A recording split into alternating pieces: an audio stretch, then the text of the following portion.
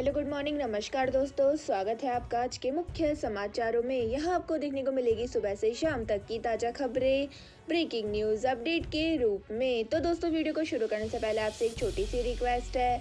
अगर आपने हमारे यूट्यूब चैनल को सब्सक्राइब नहीं किया है तो सब्सक्राइब जरूर कीजिएगा। तो चलो दोस्तों, शुरू करते हैं आज के पहले मुख्य समाचार। विधानसभा में नोटों की गड्डी लेकर पहुंचे आप विधायक, कहा माफिया पैसे लेकर अस्पताल में नौकरी दे रहे, मुझे चुप रहने के लिए रिश्वत दी। तो दोस्तों, दिल्ली विधानसभा में बुधवार को आम आदमी पार्टी के विधायक ने नोटों की गड्डी लहराई है। तो दोस्तों, रिठाला से आप विधायक मोहिंदर गोयल ने नोटों की गड्डी लहराते हुए कहा है कि उन्हें खरीदने की कोशिश की गई। तो दोस्तों, गोयल ने आरोप लगाया कि दिल्ली के अंबेडकर अस्पताल में माफिया पैसे लेकर नौकरियां दे रहा है और मुझे चुप रहने के लिए रिश्वत देने की कोशिश की गई। साथ ही दोस्तों, गोयल ने कहा है कि उन्होंने यह मुद्दा एलजीवी के सक्सेना के सामने भी उठाया था। तो दोस्तों, आपको बता दें कि 15 लाख की नोटों की गड्डी लेकर झोले में गोयल विधानसभा पहुंचे थे और इस स्पीच के दौरान उन्होंने झोले से नोट निकालकर टेबल पर रख दिए और उन्होंने नोटों की गड्डियों को हाथ में उठाकर कहा कि ये वे टोकन मनी है जो मुझे रिश्वत के तौर पर दी गई। मैंने पैसे के बदले नौकरी दी जाने का मुद्दा मुख्य सचिव और एलजी के सामने भी रखा और मैंने उन्हें पत्र लिखा। मैं जान जोखिम में डालकर यह काम कर रहा हूँ। वो लोग इतने दबंग है कि मेरे साथ भी गलत हो सकता है और मुझे पैसा दिया गया है कि आप आवाज मत उठाओ। इसी के साथ दोस्तों, चलते हैं आज के अगले मुख्य समाचार की ओर। 23 और घरों में दरारें, लेकिन पानी का रिसाव कम। जोशीमठ में 237 परिवार हटाए, बद्रीनाथ धाम का खजाना भी हो सकता है शिफ्ट। तो दोस्तों, जोशीमठ में 23 और घरों में दरारें आ गई है और दोस्तों, मंगलवार तक सर्वे टीम ने 849 घरों को दरारों वाला क्रॉस मार्क लगाया है और इनमें से 155 निजी भवन और 10 व्यापारिक प्रतिष्ठानों को पूरी तरह से असुरक्षित माना गया है।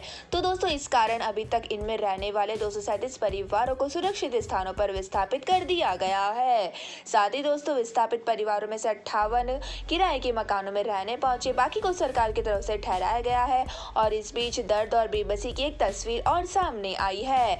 तो दोस्तों, विस्थापित कई परिवारों को प्रशासन ने होटल में ठहराया, लेकिन परेशानी यह है कि एक ही कमरे में 3-3 परिवार को ठूस दिया गया और वहां सोने तक के लिए जगह नहीं मिल रही है। इसी के साथ दोस्तों, चलते हैं आज के अगले मुख्य समाचार की ओर। एएसपी दिव्या को लग गई थी एसीबी रेड की भनक। 5 मिठाई के डिब्बे, 2 मोबाइल, 2 बैग झील में फेंके, अजमेर से उदयपुर गई। तो दोस्तों, 2 करोड़ की घूस मांगने वाली एसओजी की एएसपी दिव्या मित्तल को एससीबी मुख्यालय में केस दर्ज होने की और कार्रवाई की भनक एक दिन पहले ही लग गई थी। इसलिए दोस्तों, दिव्या अजमेर में रविवार रात करीब 10 बजे सरकारी कार के ड्राइवर बहादुर सिंह को लेकर जयपुर रोड स्थित अपने फ्लैट पहुंच गई। तो दोस्तों, दिव्या फ्लैट से 5 से 6 मिठाई के डिब्बे, 2 मोबाइल फोन और 2 बैग लेकर ब्यावर के लिए रवाना हो गई और वहां से उदयपुर चली गई।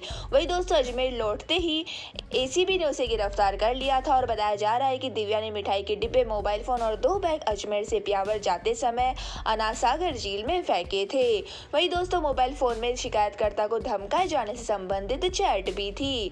तो दोस्तों, आपको बता दें कि दिव्या ने रविवार रात को ही ड्राइवर बहादुर सिंह को कहा था कि वह सुबह जल्दी फ्लैट पर पहुंच जाए और आदेश के तहत ड्राइवर फ्लैट पर पहुंचा तो देखा एसीबी सर्च चल रही थी। इस बीच दोस्तों, ड्राइवर के मोबाइल फोन पर दलाल और बर्खास्त पुलिसकर्मी सुमित का कॉल आया और सुमित ने कहा कि मैडम कहाँ है, फोन नहीं लग रहा। तो दोस्तों, फोन लेकर ड्राइवर फ्लैट में पहुंच तो एसीबी टीम की मौजूदगी में ही उसने दिव्या से कहा, मैडम सुमित का फोन आ रहा है, क्या बात करना चाहता है। तो दोस्तों, दिव्या ने रविवार रात जवाहरलाल नेहरू अस्पताल से पर्ची ली थी और माना जा रहा है कि खुद को बीमार बताकर गुमराह कर सकती है। इसी के साथ दोस्तों, चलते हैं आज के अगले मुख्य समाचार की ओर। राजस्थान में बारिश, ओले का अलर्ट। 23 से 24 जनवरी को अच्छी मावठ के आसार। राज्य में लगातार 5वें दिन तापमान माइनस में। तो दोस्तों, राजस्थान में हड्डी जमा देने वाली ठंड और शीतलहर के बीच बारिश और ओले गिरने का अलर्ट है। वही दोस्तों, वेदर अनुमानी के मुताबिक अगले हफ्ते बारिश के साथ ओले गिर सकते हैं। वही दोस्तों, केंद्रीय मौसम विभाग ने 23 और 24 जनवरी को राजस्थान सहित उत्तर व मध्य भारत के कई हिस्सों में अच्छी मावठ होने की संभावना जताई है और दोस्तों, राज्य के कई हिस्सों में ओले गिरने की चेतावनी भी जारी की है। ऐसे में दोस्तों, किसानों के लिए अच्छी और बुरी खबर दोनों है। तो दोस्तों, बारिश से जहां रबी की फसलों को फायदा होगा, वही दोस्तों, ओले से फसलें चौपट होने का खतरा भी है। साथ ही दोस्तों आम लोगों के लिए राहत की बात यह है कि इसके बाद कड़ाके की ठंड का असर कम होने लगेगा। इसी के साथ दोस्तों चलते हैं आज के अगले मुख्य समाचार की ओर। 60 रुपए किलो वाला आटा 155 में मिल रहा। वर्ल्ड बैंक की रिपोर्ट, 3 हफ्ते का खर्च बचा, राहत के लिए 33 अरब डॉलर की जरूरत। तो दोस्तों पाकिस्तान पहले बाढ़, फिर भोजन की कमी और अब आर्थिक तंगी से जूझ रहा है। इस बीच दोस्तों वर्ल्ड बैंक की रिपोर्ट में पाकिस्तान को साउथ एशिया की सबसे कमजोर अर्थव्यवस्था कहा गया है। तो दोस्तों इस्लाम खबर के अनुसार देश को गरीबी से बाहर निकालने के लिए भी कई परेशानियों का सामना करना पड़ेगा और यहाँ आटे की कीमत 155 पाकिस्तानी रुपए किलो पर पहुँच गई है। तो दोस्तों पाकिस्तान में पिछले साल जुलाई में बाढ़ आई थी, जिससे बड़े पैमाने पर खेत तबाह हो गए थे और देश में विदेशी मुद्रा भंडार 4.6 बिलियन अमेरिकी डॉलर के नए निचले स्तर पर पहुंच गया, जो 3 हफ्तों के लिए विदेशी आयात बिलों का भुगतान करने के लिए पर्याप्त होगा। तो दोस्तों एनालिस्ट का कहना है कि पाकिस्तान को राहत के लिए 33 अरब डॉलर की जरूरत है। इसी के साथ दोस्तों चलते हैं आज के अगले मुख्य समाचार की ओर। देश दुनिया में कोरोना का खतरा। चीन में कोरोना पाबंदी हटी तो 5 लाख लोगों ने की आवाजाही। भारत के 16 राज्यों से नहीं आए मामले। तो दोस्तों चीन में 8 जनवरी को जीरो कोविड पॉलिसी खत्म होने के बाद से देश से आने जाने वाले लोगों की संख्या 5 लाख पार कर चुकी है, जो दोस्तों कोविड पॉलिसी लागू होने के पहले वाले समय से 48% ज्यादा है। वही दोस्तों चीन के नेशनल इमिग्रेशन एडमिनिस्ट्रेशन ने इसकी जानकारी दी है। वही दोस्तों इधर भारत में मंगलवार को जारी किए गए हेल्थ मिनिस्ट्री के आंकड़ों के मुताबिक देश में कोरोना के कुल 89 नए मामले सामने आए हैं, जो 2020 के बाद पिछले 2 सालों में सबसे कम है। इसके बाद दोस्तों देश में कुल एक्टिव मामलों की संख्या 2035 हो गई है। तो दोस्तों दिल्ली समेत 16 राज्यों में मंगलवार को कोरोना का एक भी नया मामला दर्ज नहीं किया गया है। इसी के साथ दोस्तों चलते हैं आज के अगले मुख्य समाचार की ओर। लव जिहाद पर बोली राखी सावंत, कहा हम जात पात नहीं मानते, हम दोनों ने एक दूसरे को कबूल किया है। तो दोस्तों राखी सावंत इन दिनों आदिल खान दुर्रानी के साथ अपनी शादी को लेकर चर्चा में है।